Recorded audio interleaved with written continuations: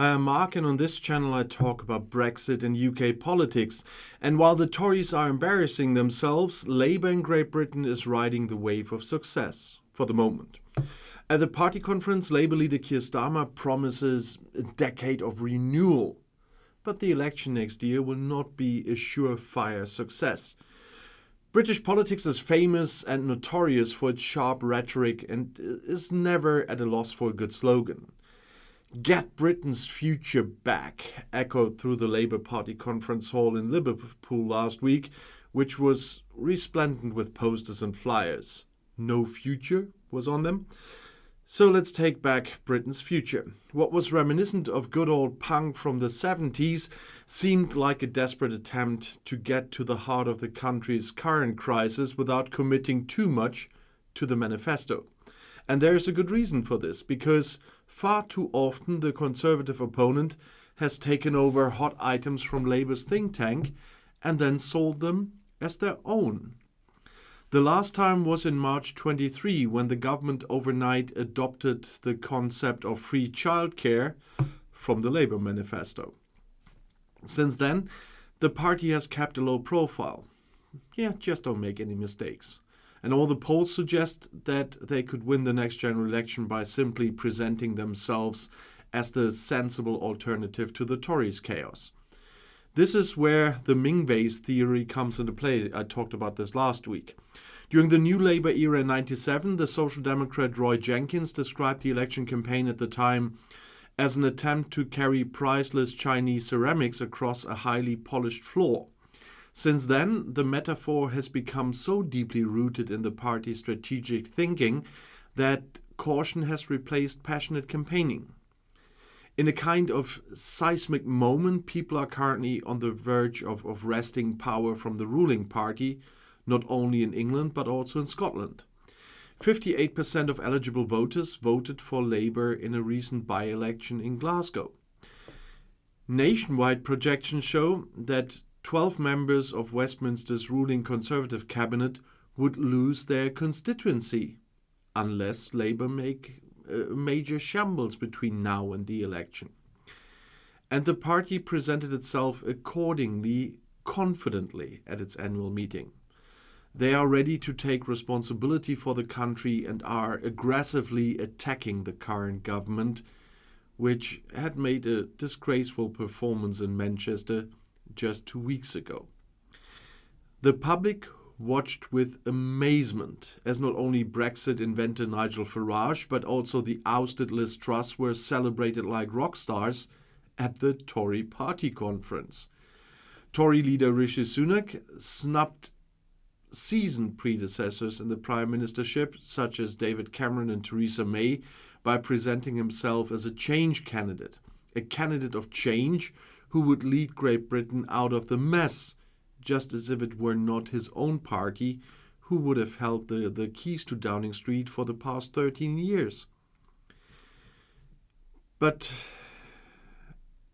are there any measures against the current misery? Nah. Economics Minister Kemi Badenoch did not explain an industrial strategy, offered no solutions to the shortage of skilled workers, and preferred not to even mention the still missing free trade agreement with the United States.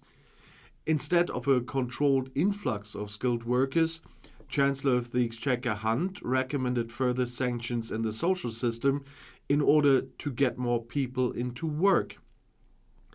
Brexit was praised as a solution and not as the cause of the many obvious problems, such as significantly higher costs for administration, logistics, customs duties, or cost-intensive IT adjustments, while at the same time declining sales for many companies.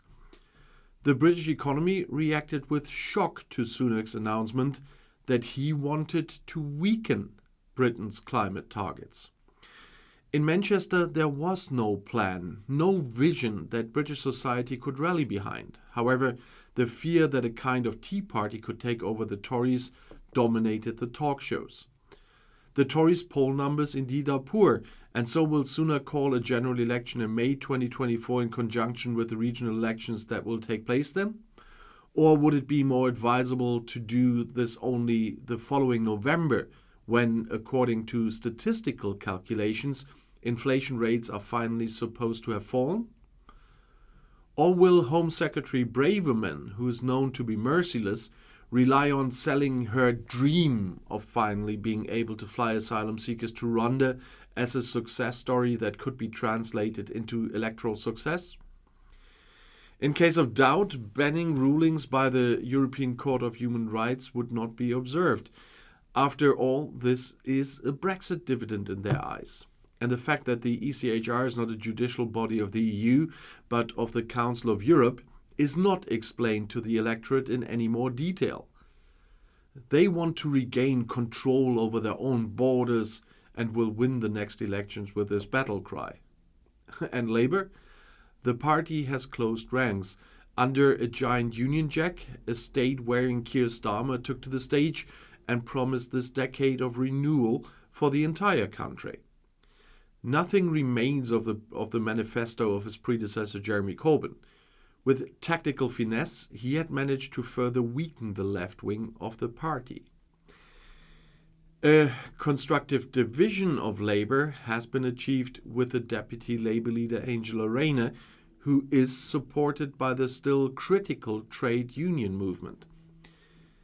Swing voters are addressed with a new social contract, with an end to hire and fire or zero-hour contracts that reduce employees to day laborers. But companies, banks and business associations are also back on the conference floor there. Peter Mandelson, a key architect of New Labour, was a popular speaker and urged Starmer to call on unions to exercise restraint. The rhetoric from Starmer and his shadow Chancellor of the Exchequer Rachel Reeves seemed consistently business-friendly. No taxes, neither on wealth nor on other things, will be increased. Iron budget discipline is the order of the day. And you hear that from Labour. Liz Truss' interlude left a national debt of 100% of gross domestic product. We mustn't forget that. Other topics of the election campaign remained only roughly outlined, though. 5 missions are being promoted so far. Britain as a clean energy superpower, a strong national health service, the building of 1.5 million new homes on safe streets, equal opportunities for all, and the biggest economic growth in the G7.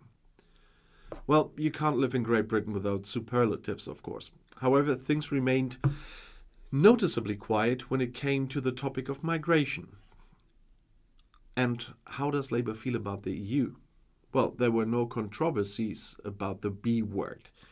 Keir Starmer has pledged to pursue closer trade ties when the withdrawal agreement is reviewed in 2025.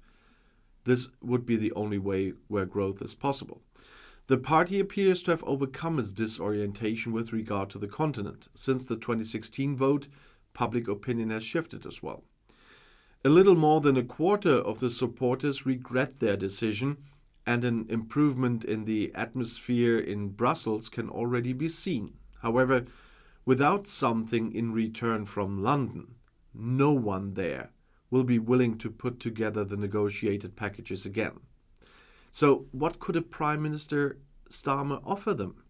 He wants to enter into negotiations with the EU to reach an agreement according to which London could accept an EU asylum seeker quota of migrants if in return the latter would take back the refugees arriving across the English Channel. According to Starmer, this is the only way to stop the drama surrounding the small boats in the Channel. The actually decisive election campaign issue is gradually becoming apparent. Starmer will allow 100,000 EU migrants into the country every year and open all doors, predicted the right-wing conservative The Sun. The right-wing populist broadcaster GB News also spreads fake news about the Labour Party's plan to re-enter the EU. Don't be under any illusions, that Starmer warned urgently in Liverpool. The Conservatives know exactly where the red lines are, and they will continue to move them and continue to cross them, he said. In the spirit of the earlier mentioned Ming base theory, caution is still the mother of the China box in order not to be led astray in the election campaign. And so we will see a lot of fake news coming up. That they learned that it's working in the Leave campaign, and so of course they will do it now. But I'm still expecting a lot of answers from Labour, because at the moment they are really completely playing it safe. And if you want to know more about Brexit or British politics, the next video is right here in the end screen. I'll see you there. I'll be back.